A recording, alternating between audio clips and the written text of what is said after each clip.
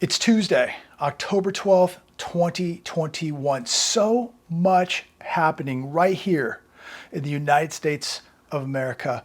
California has just decimated its working class. And I want to talk a little bit about that. I've got a lot of articles I want to share with you today, and I want all of you to comment down below because so many people are reading those comments. Love to know your thoughts. Let us know what's happening in your part of the country, your part of the world.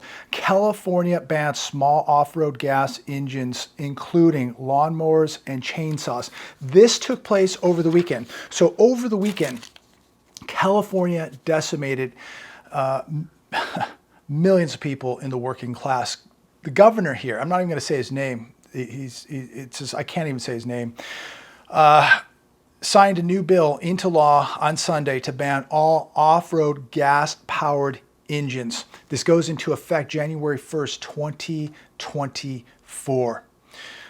Get this, landscapers are going to have to go to battery power. A 3-person team, and these are typically your mom and pop businesses. These are your small businesses. This is the backbone of America. Let me tell you something about landscapers. They work their butts off, especially out here where I live. It's 120 degrees. These guys are working 5, 6, 7 days a week. And they're in for a rude awakening. A 3-person team would need just a 3-person team. That's just a little family operation right there. It's tiny. They'll need 30 to 40 charged batteries to power their equipment for a full day. This is going to crush. I don't know how many landscapers we have here in California. It's a lot. It's got to be in the hundreds of thousands. But what is this going to do to the cost of landscaping? What is this going to do to the family businesses? Many people will just quit. People who want their properties landscaped, I'm sure are going to have to pay more money now. I mean, this is just another obvious hit job on the working class. And I'm speechless that, I mean, this is how bad California has gotten, that now the landscaper is now apparently a threat. Gas prices hit $5 in Manhattan. Ladies and gentlemen, gas is soaring over $80 a barrel today. I think it was $80.61, something like that. We are going to see $100 plus oil in America coming in 2022. Could it be 150? Could it be 200? Let me know your thoughts. Yeah, it could easily be $150 a barrel. Reuters today, there will be things that people can't get at Christmas. White House warns. U.S. Transportation Secretary Pete Buttigieg, supply chain problems that we are currently facing could last for years. That now coming from the White House for years. And there's still people out there that say, you don't need to prepare. Don't be paranoid. What are you worried about? There's nothing wrong. These people, ladies and gentlemen, if you were listening to these people over the last 2, 3, 4 years, they misled you. They had no idea what they were talking about. We are at a critical moment here in our country. And now I'm hearing that there's over 100 cargo ships here off the coast of Los Angeles, Long Beach. They just keep piling up. You know, we have never seen anything like this. Every day, it's something new. It's something worse. You think, how could it get any worse than this? And it does. And the last thing you want to do is not be preparing, because in my opinion, this is just the beginning. You haven't seen anything yet. Desperate for tires. Component shortage roils U.S. harvest. This is also on Reuters. Farmers now cannot get tires for their tractors. And this is going to be a big problem for harvesting. It's going to be a big problem in spring when they need to plant seeds in the fields and they can't get tires. We're so dependent on other countries that I don't know what tire companies we have left in America. But again, we are having to import so many things that we can't even function now without this dependency on other countries. Semiconductors, chips, tires, U-joints, you name it. Just one thing after another. Bacon prices hit highest in 40 years. Bacon prices have gone up 30% since this time last year. I mean, think about that, 30%. I have no idea how people are keeping up with this, especially families, people that have to feed their kids. I have no idea how they're doing this. It's just every day. I just cannot believe what I'm seeing, ladies and gentlemen. Unbelievable. The hedge today, Alaska snow crab harvest cut by 88% after population crash in Bering Sea. You know, I enjoy once a year around Christmas time king crab legs. And I think this year they'll be so expensive I won't even be purchasing them. I can't even imagine what the cost of king crab legs will be this holiday season. I was at the store the other day, a local grocery store here that carries all natural meat, free range, no preservatives, no hormones, no steroids. A porterhouse, $22 a pound and going higher. And I looked at the seafood. I mean, if you want wild shrimp, it's $40 a pound. You want sea bass, it's $40 a pound. It's unbelievable. And I guess there are a few people that can afford to purchase that, but it's the 1%.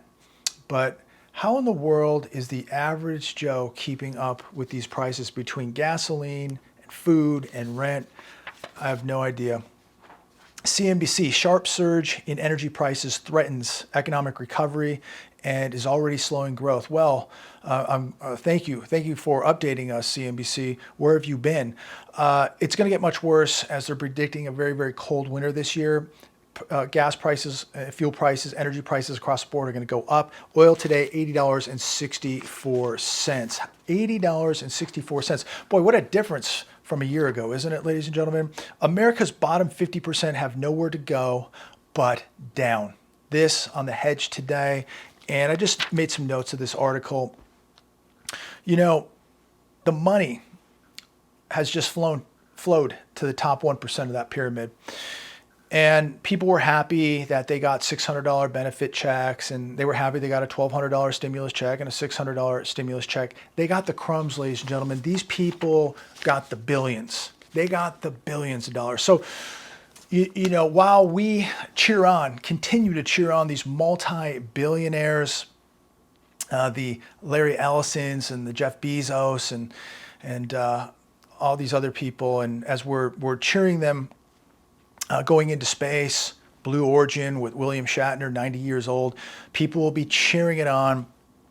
And these same people that are cheering on the billionaires as they're showing off their, you know, massive yachts. I think a new like $500 million yacht was just built as they're flying their, you know, $50 million private jets, their $100 million planes, their $100 million mega mansions. As they're showing off all of this wealth, just remember, your wealth has been robbed.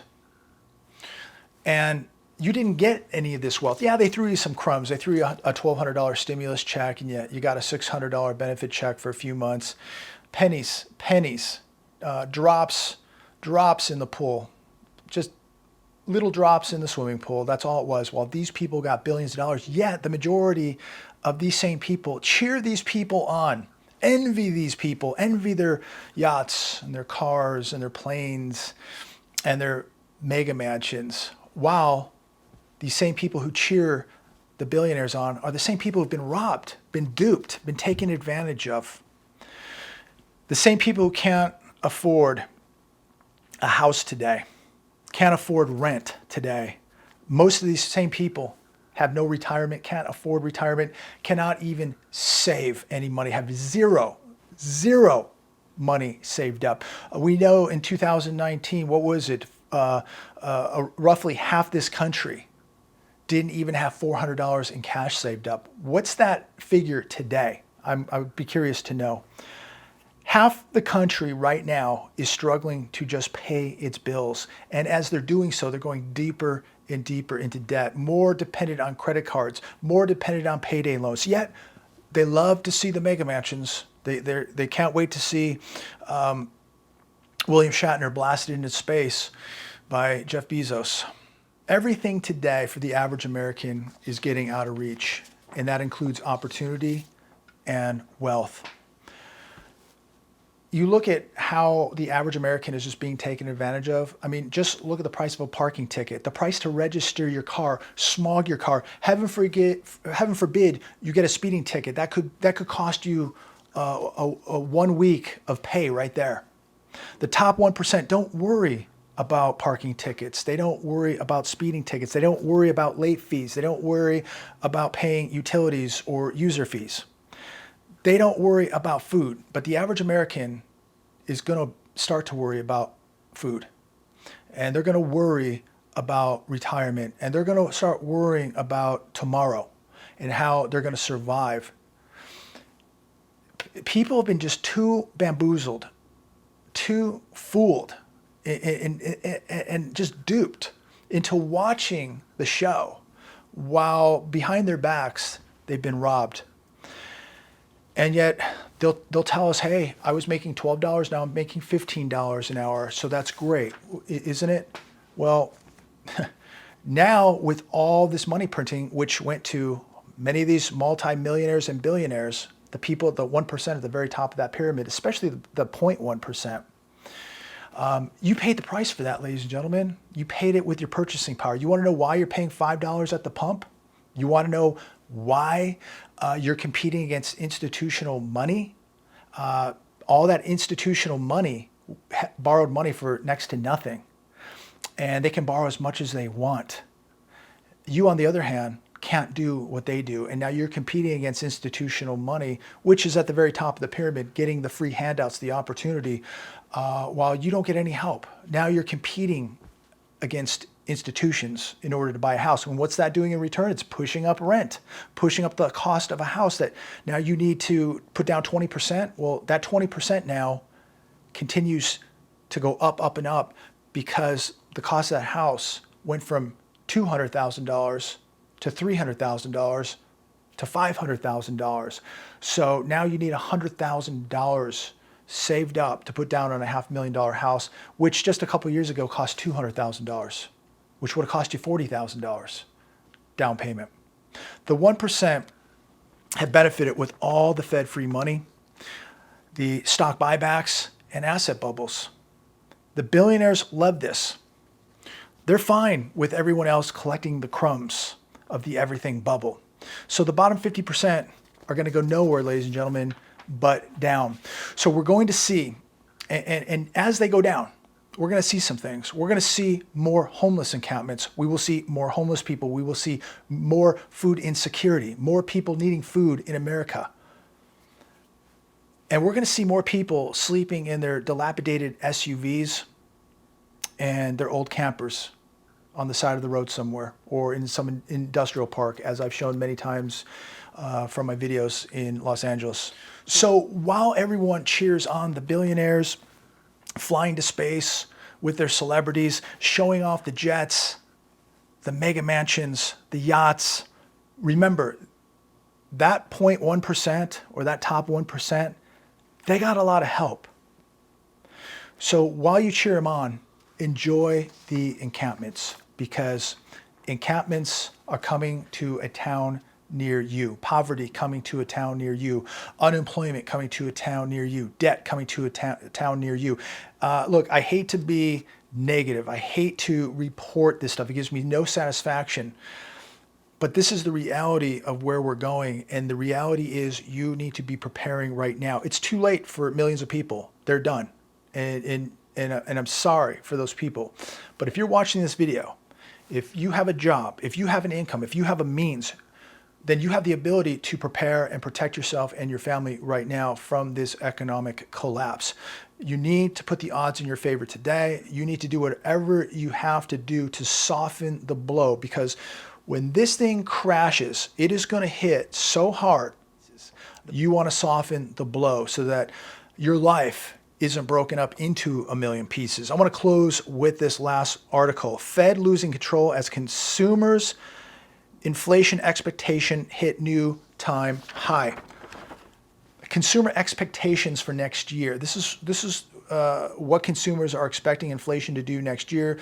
Gasoline prices to go up 5.9%. Look for that number to probably go higher as we are really beginning to see oil surge. Food prices to go up another 7%. College education to go up another 5.9%. Rent to rise another 9.7%.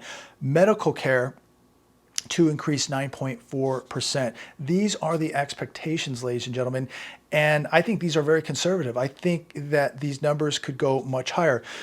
You all know that at some point rates are going to have to go up. People aren't laughing any longer. Many people have been writing me the last couple of days saying, hey, I agree, rates I do believe are going to go up. Let me know, comment down below, are rates going to go up? People say it's impossible, they can't go up.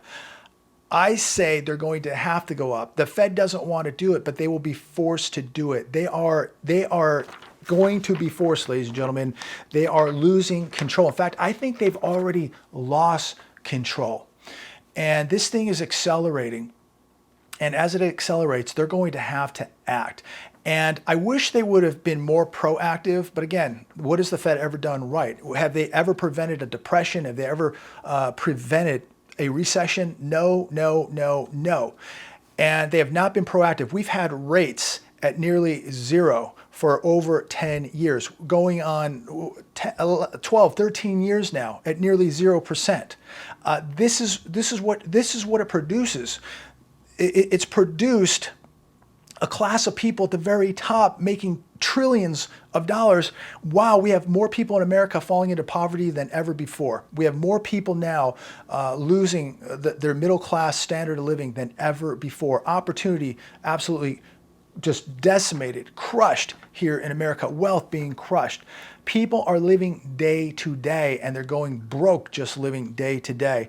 The Fed is always behind. They've been lying to us for years, ladies and gentlemen, and at some point, the games are going to be over because they're going to have to react. They should have been proactive, and they were not. Rates should have went up many, many years ago, but they didn't want to do this. They didn't want the party to end. They wanted the markets to continue to be drunk on euphoria, and they wanted that 1% to continue to get rich, rich, and rich. And at some point now, there is so much damage being done that they're going to be forced to raise rates. And this is when you're going to see the greatest depression on planet Earth.